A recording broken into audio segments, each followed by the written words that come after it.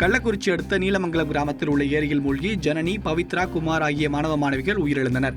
கார்த்தி, தமிழ் உட்பட இவர்கள் 5 பேரும் மீன்பிடிப்பதற்காக ஏரிக்கு சென்றபோது முதலில் குளிக்கச் சென்ற ஜனனி நீரில் மூழ்கினார். அவளை காப்பாற்ற சென்ற பவித்ரா, குமார் ஆகியோரும் அடுத்தடுத்து நீரில் மூழ்கி பலியாகினர். இந்த சம்பவம் அந்த கிராமத்தில் சோகத்தை ஏற்படுத்தியுள்ளது.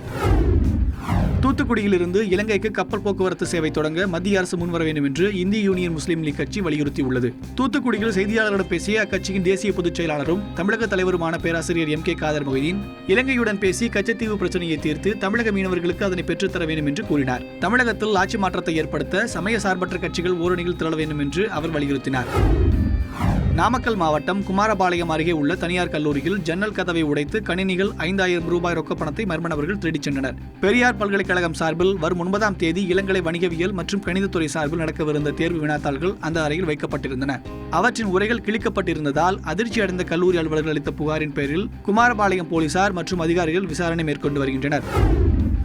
மதுரை ஒத்தக்கட பகுதியில் கடந்த மாதம் 2000க்கும் மேற்பட்டோருக்கு திருமண நிதி உதவியாக 25000 ரூபாய்க்கான காசோலை தமிழக அரசின் சார்பில் வழங்கப்பட்டது.